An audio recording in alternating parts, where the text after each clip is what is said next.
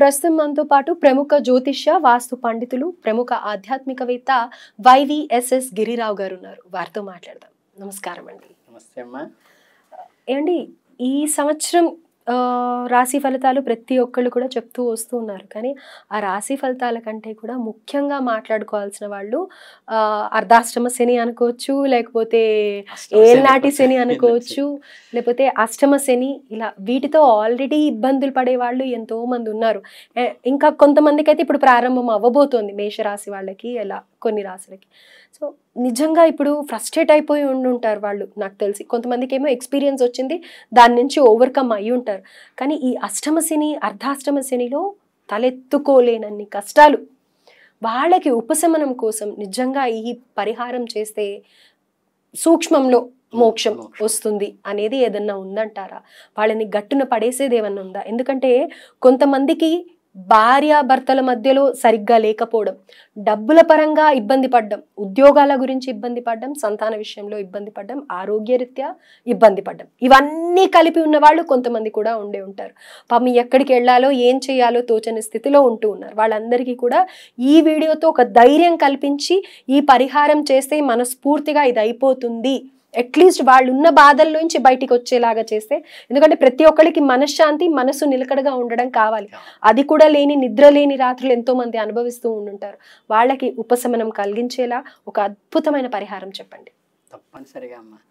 చాలా మందికి ఏంటంటే నవగ్రహాలన్నిటిలోకి కూడా ఎందుకో ఈ అష్టమ శనన్నా, అర్ధాష్టమ శనన్నా, ఏలినాటి శనన్నా, శని మహర్దశ అన్నా, శని అంతర్దశ అన్నా, శని భగవానుడు అంటే ఒక రకమైన భయం కలగటానికి కారణం ఏంటంటే మన మీడియా ఒకటిను, మనకి పిక్చర్స్లో కూడా నల్లదమయంతులు కదా, ఈయన వచ్చేస్తే ఈ శని మొత్తం అంతా కొట్టుకుపోతుంది, అంతటి నలుడే అసలు ఏమీ లేకుండా దిక్కు లేకుండా వెళ్ళిపోయాడన్న లెక్కలోకి తీసుకురావడం అనేది జరిగింది. కాకపోతే ఏంటంటే ఇందులో ప్రధానంగా గుర్తుపెట్టుకోవాల్సింది ఏంటంటే, శని మందుడు వైరాగ్యకారకుడు. ఆయన కారకత్వాల్లో మేము ఒక గ్రహానికి ఒక కారకత్వం చెబుతాం. అందులో ఆయన చేసేది ఏంటంటే, ఒకటి వైరాగ్యకారకుడు, ఒకటి మందుడు. మందుడు అంటే ఏంటంటే ప్రతి విషయాన్ని పోస్ట్ పోన్ చేసేటువంటి లక్షణం ఉంటుంది. అంటే ఈరోజు బలానా గెస్ట్కి ఫోన్ చేద్దాం, ఇంటర్వ్యూ చేద్దాం అనుకుంటే మధ్యాహ్నం చేద్దాం, సాయంత్రం చేద్దాం, రేపు చేద్దాంలే అని ఆ గెస్ట్కి వేరే అపాయింట్మెంట్ వచ్చేదాకా మనం పోస్ట్ పోన్ అవుతుంది. జస్ట్ మీరు ఏదన్నా పిల్లలకి డ్రెస్ కొందామనో, లేకపోతే ఏదో టీవీ రిపేర్ వచ్చింది వాడిని పిలుద్దామని అనుకున్నది కూడా, అంటే చిన్న చిన్న విషయాల దగ్గర నుంచి ప్రతిదీ మీకు పోస్ట్ పోన్మెంట్ చేసేవాడు శని. ఆయన చేసే ఫలితం అది. తర్వాత ఏంటంటే వైరాగ్యకారకుడు. ప్రతిదానికి ఏదన్నా మనకి పాజిటివ్ థింకింగ్, నెగిటివ్ థింకింగ్ అని ఉంటుంది కదా, ఈ దేంట్లో వైరాగ్యం అంటే ఇది అవుతుందా కాదా, ఇది జరిగేదా పెట్టేదా, ఇవన్నీ ఎందుకులే అని ఏంటంటే ఒక నిరాసక్తతి, డిటాచ్మెంట్ని కలిగించే వ్యక్తి శని. అంటే సన్యాసాసనం స్వీకరించిన వాళ్ళకి ఇట్ ఇస్ బెస్ట్. ఓకే. ఎందుకంటే ఇవన్నీ బంధాలకు అతీతంగా ఉంటారు కాబట్టి వాళ్ళు. అంటే సన్యాసికి సన్యాసికి డిఫరెన్స్ తెలుసు కదా. సన్యాసి అంటే ప్రపంచం మొత్తం వీడిని వదిలేస్తే సన్యాసి అవుతాడు, ప్రపంచాన్ని వీడు వదిలేస్తే సన్యాసి అవుతాడు. అట్లాగే మీకు చాలా మంది ఏంటంటే ఏలినాటి శని అంటే ఏం లేదమ్మా. ఇప్పుడు శని ఏంటంటే ప్రతి 2.5 సంవత్సరాలకి ఒక గడి మారుతూ ఉంటాడు. ఈ గడి మారేటప్పుడు తన ఉన్న నక్షత్రం 9 పాదాలు ఒక రాశిలో ఉంటాయి కదా. ఈ 9 పాదాల్లో మన పాదం ఉన్నప్పుడు ఈ రాశికి ముందు రాశిలో శని ప్రవేశించినప్పటి నుంచి ఆ 2.5 సంవత్సరాలు, తన రాశిలో తిరిగినటువంటి 2.5 సంవత్సరాలు, తదనంతరం కుడిపక్క రాశిలో తిరిగిన, అంటే మొత్తం 2.5 సంవత్సరాలను ఏలినాటి శని అంటారు. ఈ దీంట్లో ఆయన ప్రధానంగా చేసేదంటే 3 పనులు చేస్తాడు. ఒకటేంటంటే ఆర్థికంగా పెద్ద దెబ్బ, అంటే కోలుకోలేని దెబ్బ ఒకటి కొడతాడు. తర్వాత ప్రొఫెషన్లో ఒక మంచి దెబ్బ కొడతాడు తర్వాత 2.5 సంవత్సరాలు. తర్వాత 2.5 సంవత్సరాల్లో ఒక సర్జరీ అనేది ఖచ్చితంగా ఇస్తాడు. ఈ 3 కూడా శరీరంలో కోత ఘాటు పడేట్టుగా ఒకటి చేస్తాడు. ఈ 3 కూడా ఖచ్చితంగా ఆయన ప్రభావంలో ఆయన చేస్తాడు. కానీ ఇందులో జాగ్రత్తగా గుర్తుపెట్టుకోవాల్సింది ఏంటంటే, చాలామందికి తెలియని విషయం, ఇప్పుడు ఒక ఆయనకి మహారాజ యోగం ఉందనుకోండి, అంటే ఆయన స్థాయిని బట్టి ఆయనకి ఆ లెవెల్ పదవి వస్తుంది. అంటే ఇప్పుడు హెలికాప్టరు నడిపేటువంటి ఒక ఆయనకి వాళ్ళ అమ్మగారు చనిపోతే వెంటనే తీసుకెళ్ళి ఈయన ప్రధానమంత్రి సీట్లో కూర్చోబెట్టారు. ఎందుకంటే ఆయన ప్రధానమంత్రి కొడుకు కాబట్టి ఆయనకి మహారాజయోగం అంటే ఆయన లెవెల్లో అది. ఒక ముష్టివాడికి మహారాజు యోగం ఉందనుకోండి, ఈయన ప్రధానమంత్రి కాడు. ఈయనకి ఏ సాయిబాబా పూజ చేసుకునే ఆవిడో పిలిచి ఈరోజు ఎవరొచ్చినా బాబాగా భావిస్తానని ఆయన షడ్షోపేతంగా ఇంట్లో కూర్చోబెట్టి ఇంట్లో అతిథులకు భోజనం పెట్టినట్టు పెట్టి ఆయనకి వస్త్రాలు ఇచ్చి దక్షిణ ఇచ్చి పంపిస్తుంది. ఈయన లెవెల్లో ఈయనకి అది మహారాజు యోగం అంటే ఎవరి స్థాయికి తగ్గట్టు బాగా వస్తుంది. అలాగే ఈ శని దోషం కూడా ఎక్కడ వస్తుందంటే, ఈ గ్రహాలు ఏవి కూడా మనుషులంటే పాజిటివ్ కానీ చెడు గ్రహాలు చెడు చేయవు, మంచి గ్రహాలు మంచి చేయవు. ఏం చేస్తాయి తెలుసా?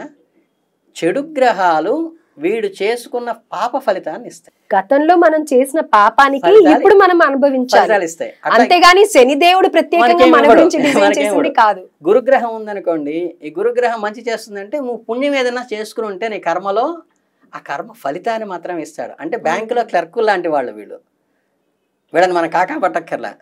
నీకు చక్కగా అకౌంట్లో ఫుల్గా డబ్బులు ఉంటే టీ ఇచ్చి కాఫీ పెట్టి మేనేజర్ కూర్చోబెడతాడు, ₹1,00,000 చెక్ రాస్తే 5 నిమిషాల్లో డబ్బులు ఇస్తాడు. సో మన అకౌంట్ బ్యాలెన్స్ ఇక్కడ రిఫ్లెక్ట్ అవుతుంది. అదే నీకు అప్పులు ఉన్నాయనుకోండి, అదే ఫైల్ ఆఫీసర్ ఇంటికి వచ్చేసి జప్తు చేసి ఏమైనా కడతారా కట్టరా లేకపోతే మీళ్ళు జప్తు చేస్తామని వస్తాడు. అంటే వాడికి మన మీద శత్రుత్వం కానీ ప్రేమ కానీ ఏమీ ఉండదు. అవును, బ్యాంకులో క్లర్క్ లాంటి వాళ్ళు వీళ్ళు. కనుక ఏంటంటే మనం చేసుకోవాల్సింది ఏంటంటే, ఈ పాపము పుణ్యము ఎక్కువ చేసామా తక్కువ చేసామా అనేది మనం నివారించుకుంటే, మీకు ఒకే వ్యక్తికి ఏలినాటి శని వస్తే బ్రహ్మాండంగా కష్టాలు పడ్డారని ఒక వ్యక్తి చెప్తే, అంటే నేను ప్రాక్టికల్ ఎగ్జామ్ నా పర్సనల్ లైఫ్లో చెప్తున్నాను. నాకు శని మహర్దశ వచ్చింది. అందులోనే ఫస్ట్ వచ్చేది శని అంతర్దశ. శని మహర్దశలో అప్పుడే ఏలినాటి శని వచ్చింది. ఈ 3 పీరియడ్లో నేను డిగ్రీ అయిందప్పుడే, పీసీ అయిందప్పుడే, పెళ్ళి అయిందప్పుడే, ఉద్యోగం వచ్చిందప్పుడే, ఆస్తి నా పేరుని వచ్చిందప్పుడే, ఇల్లు కట్టిందప్పుడే. ఇన్ని మంచి జరిగినాయి.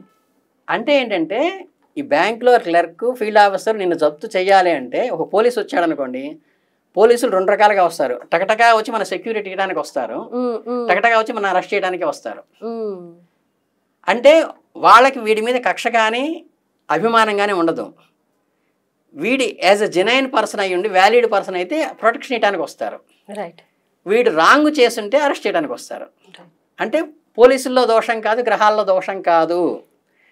మనకి పాపగ్రహం కానీ పుణ్యగ్రహం కానీ ఇవ్వాలి అంటే మనం చేసిన కర్మ సిద్ధాంతంలో మనం చేసింది మాత్రమే ఇవ్వగలరు తప్పితే అవి సొంతంగా ఏమీ చెయ్యలేవు. ఇక్కడ ఇవి యాక్చువల్గా మీరు బేసిక్ అంటే బ్యాక్గ్రౌండ్ గుర్తుపెట్టుకోవాల్సింది. రెండవది ఏంటంటే, పరిహారాలకు వచ్చేసరికి ఏంటంటే, మన కర్మ సిద్ధాంతంలో ఏం చెప్తాము, ఎవరికైనా కొంత డబ్బు ఇచ్చినప్పుడు 10 మనకు వస్తుంది, కొంత సేవ చేసినప్పుడు 10 వస్తుంది.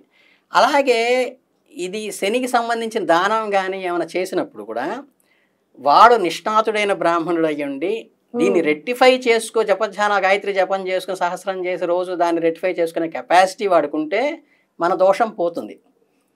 లేదు నవగ్రహ జపాలు అందరికి దానాలు ఇచ్చేటప్పుడు శనికి మటుకు ఏదో డల్గా ఉన్న కంటెంట్ పట్టుకొస్తారు. అవును వాడేంటంటే దీనికి తీసుకునేటువంటి కెపాసిటీ ఉండదు.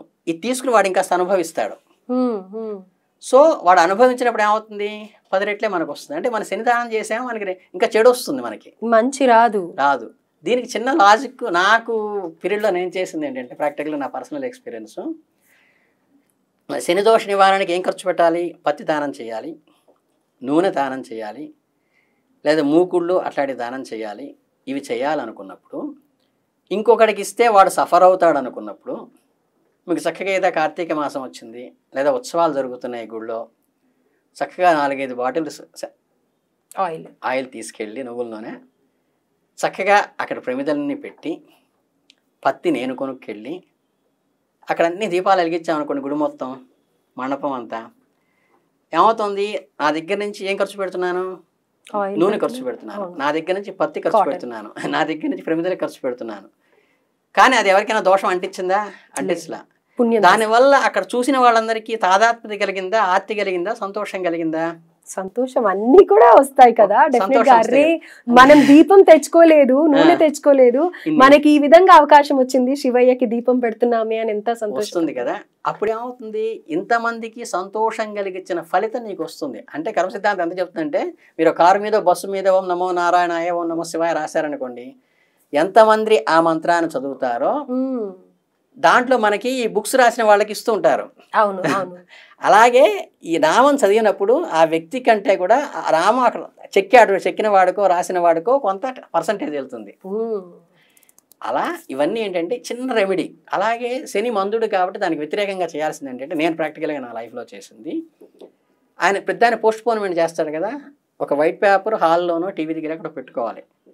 మనం ఏదో ఇది ఎల్ఐసి కడదామనో లేకపోతే వాళ్ళ ఇంటికి వెళ్ళి మాట్లాడదామనో వీళ్ళకి ఫోన్ చేద్దామని ఏదో అనుకుంటాం కదా. ఎప్పుడు గుర్తొస్తే పగలో మధ్యాహ్నం రాత్రి ఫోన్ చేసేటప్పుడు స్నానం చేసేటప్పుడు ఇప్పుడు గుర్తొస్తే అప్పుడు గబగబా వచ్చి దాని మీద రాసుకోవాలి. చేయాల్సిన పనులన్నీ లిస్ట్ అవుట్ చేసుకోవాలి. అవి బలవంతాన ఆయన మందులు పోస్ట్ పోన్మెంట్ చేస్తాడు, దానికి వ్యతిరేకంగా మనం చేయటమే.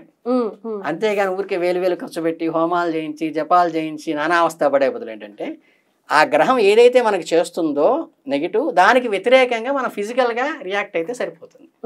Simple remedy. నేను చెప్పిన 2 రెమెడీలకి కూడా ఖర్చు లేదు, వేలు ఖర్చు పెట్టాల్సిన లేదు, ఎవరి కాళ్ళు పట్టుకోవాల్సిన అవసరం లేదు. ఇంకా ఏంటంటే ఇది ఫిజికల్గా మనం చేసేది. దీనికి ధార్మికంగా వెళితే ఏంటంటే, మనకి శివయ్య కానీ శివ అవతారమైన ఆంజనేయ స్వామి కానీ వీళ్ళిద్దరి జోలికి శని రాడు. అలాగే అయ్యప్ప స్వామి దగ్గర కానీ, ఈ మూడిటికి ఏంటంటే శని వాళ్ళ జోలికి రాడు, వాళ్ళ భక్తుల జోలికి. కనుక మీకు సింపుల్లో అయిపోయేది. మనకి ఈయన బ్రహ్మచారి కదా, కానీ ఆంజనేయ స్వామి ఎంత గొప్పవాడో తెలుసా, ఆయనకి 40 రోజులు ప్రదక్షిణ చేస్తే పెళ్ళిళ్ళు అవుతాయి. అలాగే శని దోషం ఉన్నవాళ్ళు కనుక ఆంజనేయ స్వామికి సింధూరం రాసి సింధూరం పైన తైలంతో అభిషేకం చేస్తారు. నవగ్రహాలకి శనికి ఎలా చేస్తారో ఆంజనేయ స్వామికి కూడా తైలంతో అభిషేకం చేస్తారు. బట్ ఆయన ఒరిజినల్ ఒంటి మీద కాకుండా సింధూరం అంటించి సింధూరం మీద తైలాభిషేకం చేస్తారు. అలా కనుక చేస్తే ఇంక శని మీ జోలికి రాడు. కాకపోతే ఏంటంటే ఇది పోస్ట్ పోనే డైల్యూట్ అవుతుంది, పూర్తిగా పోదు.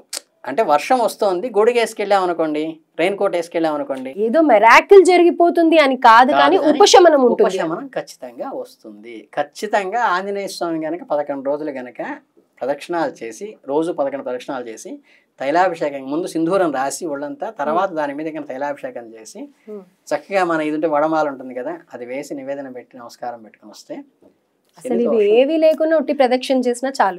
Enough, more than enough. Right అండి. సింపుల్ రెమెడీస్ ఇవన్నీ అంటే మనం చేయగలిగినవి. నేను చెప్పిన ఇందులో ఏవి కూడా కష్టతరమైనవి, వేలు ఖర్చు పెట్టేది ఏమీ లేదు. ఆర్థికంగా నేను చెప్పిన చిన్న రెమెడీస్ చేస్తే చాలు, చెవి దోషాన్ని ఈజీగా బయటపడచ్చు. నేను ఇప్పుడు ఎంత హ్యాపీగా ఉన్నానంటే, నేను నిజంగా సంవత్సరానికి ఒక్కసారి నేను చేసే పని ఏంటంటే 11 రోజులు 108 ప్రదక్షిణాలు చేస్తాను. అయితే లాస్ట్ డేన అర్చన చేయించుకుంటాను. ఆ మధ్యలో నేను ఎవరితో మాట్లాడను, రోజంతా ఏమీ భోంచేయను. నిజంగా అట్లా ఎన్నో జరిగాయి. డెఫినెట్ గా ఈ శని ప్రాబ్లంతో ఉండేవాళ్ళు తొందరగా ఇలాంటి పనులు చేయమంటే మీరు అన్నట్టుగా పోస్ట్పోన్ చేస్తూ ఉంటారు. ఎంత అద్భుతమైన పరిష్కారం, డబ్బు పైసా ఖర్చు లేదు. చాలా బాగుందండి, ధన్యవాదాలు. చాలా సంతోషం.